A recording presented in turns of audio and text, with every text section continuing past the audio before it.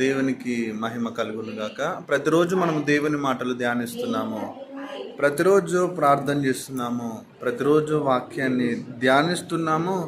అవకాశం దొరికినప్పుడల్లా వాక్యాన్ని మనం ప్రకటిస్తున్నాం. అందుని బట్టి దేవునికి మహిమ ప్రభావములు నీ ద్వారా, నా ద్వారా, మనందరి ద్వారా దేవునికి సమస్తము ఘనత మహిమ ప్రభావములు కలుగునుగాక. ఈరోజు మరొక శ్రేష్టమైన దినాల్లోకి మన ప్రభువు నడిపించిన ప్రభు గొప్పవాడు కనుక ఆ గొప్ప దేవుడు మనల్ని ప్రతినిత్యము ఆత్మీయంగా బలపరుస్తున్నాడు. శారీరకంగా మనకు కావలసిన ప్రతి అవసరత క్రీస్తు యేసు మహిమైశ్వర్యంలో ఆయన తీరుస్తాననుటలో ఎటువంటి సందేహం లేదు కదా ప్రియ దేవుని బిడ్డలారా.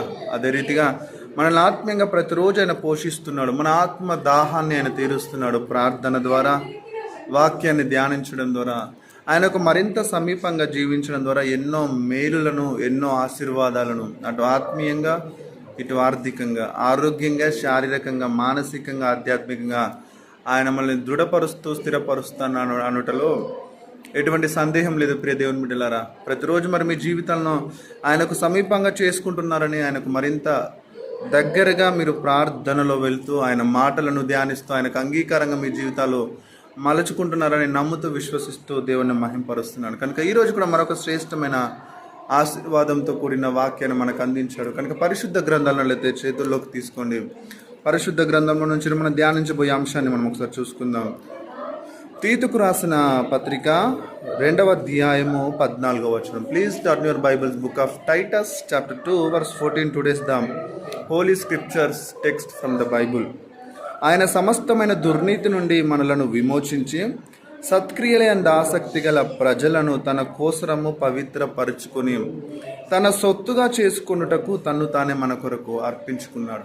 నిజమే, ఈరోజు మనము దేవుని సన్నిధానంలో, దేవుని సమక్షంలో సజీవంగా తన బిడ్డలుగా ఉన్నాము అంటే కేవలము ప్రభువైన యేసుక్రీస్తు మన కోసము చేసిన ఆ అర్పణ, సమర్పణ, తన జీవితంలో తన ప్రాణాన్ని మన కోసము తన్ను తానే బలిగా అర్పణ చేసుకున్నట్టుగా మనం చూస్తున్నాం.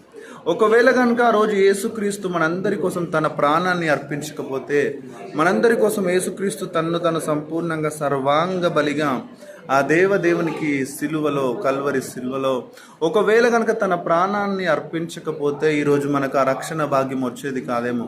అయితే దేవుడు అంటున్నాడు, నేను సర్వాంగ బలిగా నా జీవితాన్ని నేను అర్పించుకోకపోతే దేవుని యొక్క సంపూర్ణ చిత్తాన్ని నేను చేయలేను అని యేసుక్రీస్తు ఆ రోజు గ్రహించాడు. కాబట్టి తండ్రి మాటను దాటక, తండ్రి మాటకు లోబడి నన్ను నేను సంపూర్ణంగా వారి పాపముల నిమిత్తము సమర్పించుకుంటాను తండ్రి అని ఆ తండ్రి అయిన దేవుడికి తను అప్పగించుకుని నరుడిగా, నరమాత్రిగా తను తగ్గించుకుని రిక్తుడిగా ఈ భూమి మీదకి ఎందుకు వచ్చాడో తెలుసా? కేవలము నిన్ను రక్షించడానికి, నిన్ను ఆయన పరలోక రాజ్యానికి ఉచితంగా తీసుకెళ్ళడానికి ఆయన చేసిన గొప్ప భాగ్యము, గొప్ప ఆధిక్యత అంతా ఇంత కదా. ఏం చెప్పబడుతుంది ఇక్కడ పరిశుద్ధ గ్రంథంలో? ఆయన సమస్తమైన దుర్నీతి నుండి మనలను విమోచించాడు. మనల్ని దేవుడు సమస్తమైన దుర్నీతి, శరీరాశ, నేత్రాశ, జీవపుడంబం అనే ఆ యొక్క సమస్తమైన దుర్నీతిల నుండి మనల్ని ఆయన విమోచించాడు. సత్క్రియలందు ఆసక్తి గల ప్రజలను తన కోసం పవిత్రపరుచుకున్నాడు. ఎవరైతే దేవుని యొక్క సమక్షంలో మంచి కార్యాలు చేయాలని ఆసక్తి గల ప్రజలను ఆయన పవిత్రపరుచుకున్నాడు. తన సొత్తుగా చేసుకొని తన్ను తానే సంపూర్ణంగా బలిగా, పరిశుద్ధమైన దేవుని యొక్క అర్పణగా మనందరి కోసం తను అర్పించుకున్నాడట. అదేవిధంగా రోమా పత్రికలో సంఘానికి పావులు అంటాడు, ఇదిగో క్రీస్తు మన కోసము ఆయన మరణించాడు. ఎంతగా మరణించాడంటే ఆయన యవ్వన కాలమందు మనందరి కోసం తన ప్రాణాన్ని ధారపోసాడట.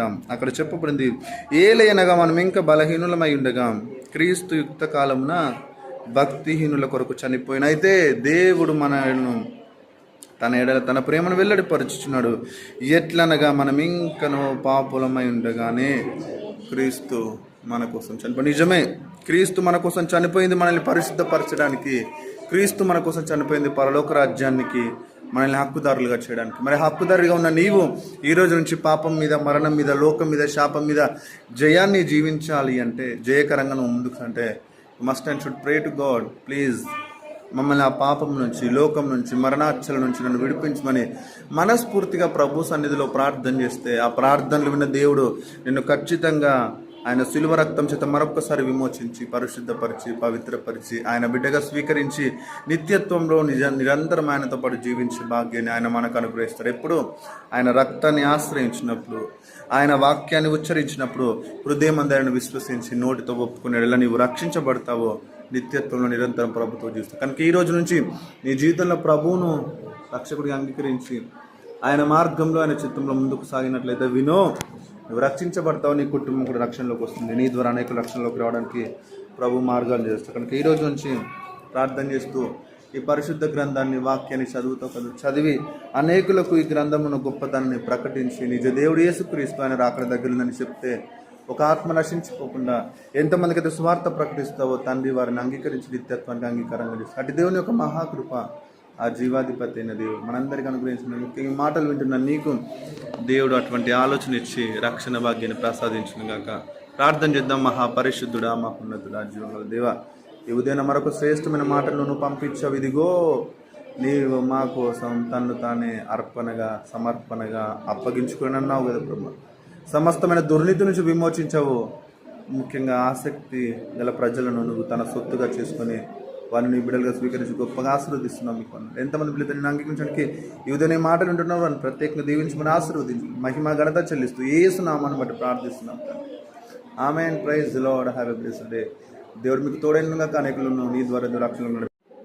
Praise the lord. దేవునికి మహిమ కలుగును గాక. ప్రతిరోజు మనం దేవుని మాటలు ధ్యానిస్తున్నాము, ప్రతిరోజు ప్రార్థన చేస్తున్నాము, ప్రతిరోజు వాక్యాన్ని ధ్యానిస్తున్నాము. అవకాశం దొరికినప్పుడల్లా వాక్యాన్ని మనం ప్రకటిస్తున్నాం. అందుని బట్టి దేవునికి మహిమ ప్రభావంలో నీ ద్వారా, నా ద్వారా, మనందరి ద్వారా దేవునికి సమస్తము ఘనత మహిమ ప్రభావములు కలుగునుగాక. ఈరోజు మరొక శ్రేష్టమైన దినాల్లోకి మన ప్రభు నడిపించిన ప్రభు గొప్పవాడు. కనుక ఆ గొప్ప దేవుడు మనల్ని ప్రతినిత్యము ఆత్మీయంగా బలపరుస్తున్నాడు. శారీరకంగా మనకు కావలసిన ప్రతి అవసరత క్రీస్తు యేసు మహిమైశ్వర్యంలో ఆయన తీరుస్తానన్నటిలో ఎటువంటి సందేహం లేదు కదా ప్రియ దేవుని బిడ్డలారా. అదే రీతిగా మనల్ని ఆత్మీయంగా ప్రతిరోజు ఆయన పోషిస్తున్నాడు. మన ఆత్మ దాహాన్ని